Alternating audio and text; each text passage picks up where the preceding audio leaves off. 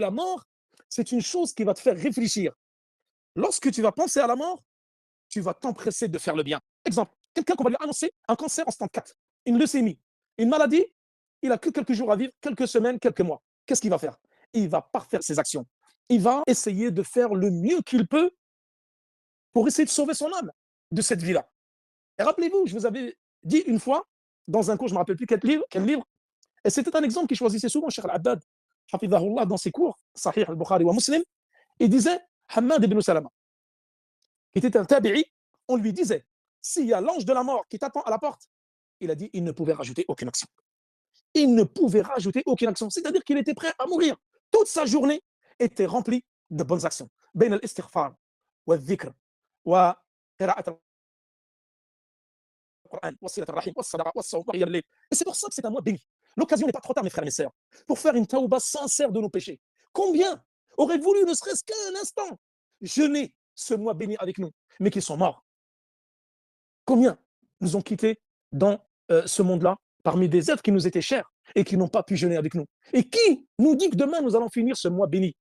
Wallahi, faites comme si c'était votre dernier ramadan. Œuvrez comme si c'était votre dernier jour. Car on ne sait pas. Wallahi, nous sommes insouciants.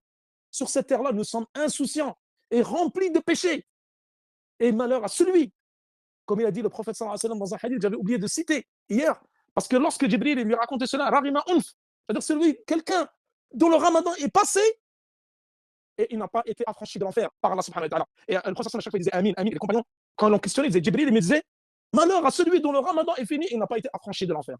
Et je vous avais dit, ce mois, c'est un mois où tu ne peux qu'œuvrer et non passer tes journées sur les réseaux sociaux et le soir devant Netflix et les séries télévisées. C'est Al-Qur'an, c'est le mois du Qur'an, c'est le mois de la sadaqa, de l'aumône, c'est le mois d'inviter chez toi des jeûneurs pour rompre le jeûne. Et c'est les mois de qiyam, les veillées en prière et faire une umrah pendant Ramadan. Et c'est également le mois pour faire at-tawba, un repentir sincère. Car comme nous l'avons dit, Ramadan, certes, le fait de passer les nuits en tarawih avec l'imam, ça va t'effacer tous tes péchés, mais nous avons dit c'est uniquement les péchés petits, pas les grands. Et nous avons cité le hadith hier. C'est une purification, c'est un effacement de tous les péchés, à condition que tu t'abstiens de tomber dans les grands péchés. Purifie-toi, mon frère. Fais tauba, ce n'est pas trop tard. Et on ne sait pas lorsque l'heure elle va arriver. Et wallah, ce jour-là, il sera trop tard. Ce jour-là, on ne pourra plus venir en arrière. Et que l'être humain, il voudra revenir ne serait-ce qu'une seconde pour commettre une bonne action. Alors que toi, tu as la journée devant toi et la nuit devant toi pour commettre des centaines de bonnes actions.